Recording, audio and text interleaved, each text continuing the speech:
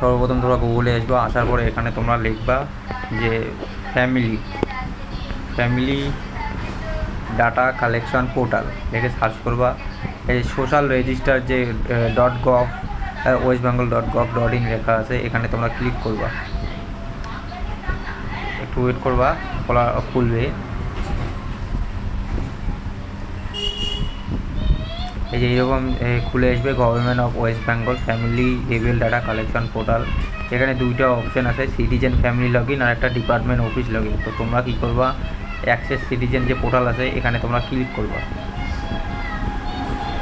Click করার পর এখানে তোমাদের ডিস্ট্রিক্ট সিলেক্ট করবা আর তোমার ফোন নাম্বার, তোমরা যে ফোন নাম্বারটা দিয়ে তোমরা রেজিস্টার করেছিল বা অ্যাপ্লাই করেছিল ফর্মটা, সেই মোবাইল নাম্বারটা এখানে ক্লিক করবে। তো তোমাদের যে স্টেট থেকে সিলেক্ট মানে তোমাদের যে ডিস্ট্রিক্ট থেকে তোমরা করেছিল সেই ডিস্ট্রিক্টটা এখানে ক্লিক করবা। এখানে সব ধরনের ডিস্ট্রিক্ট আছে, সব জায়গারই।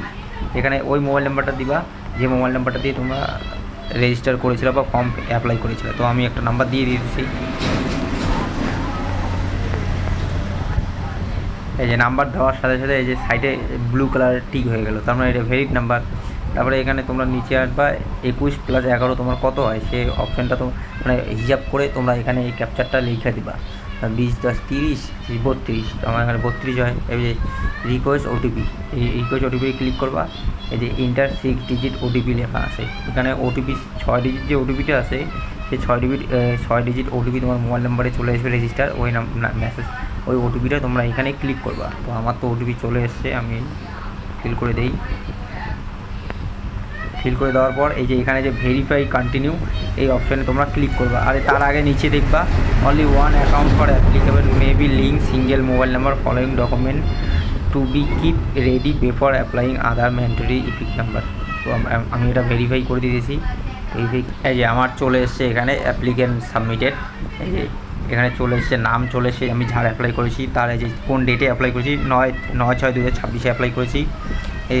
এই দুইজনকার অ্যাপ্লাই করেছি, দুইজনকারই অ্যাপ্রুভ। এই যে অ্যাপ্লিক্যান্ট অ্যাপ্রুভেড এখানে অ্যাপ্রুভ হয়ে গেছে যে দুজনকার ব্যক্তি করছি। আপনাদের অ্যাপ্রুভ নাও আসতে পারে, রিজেক্ট লেখা আসতে পারে। যদি রিজেক্ট লেখা আসে তাহলে আপনারা কী করবেন, যদি তোমাদের রিজেক্ট হয়ে থাকে তাহলে তোমরা কী করবা, তোমার যে অ্যাপ্লিকেন্ট ফর্মটা আছে অ্যাপ্লিকেন্ট ফর্মটা তোমরা বার করবা। বার করার পর তোমরা ওই ফর্মটা জিরক্স করবা, অরিজিনালটা রাখবা, জিরক্স করবা।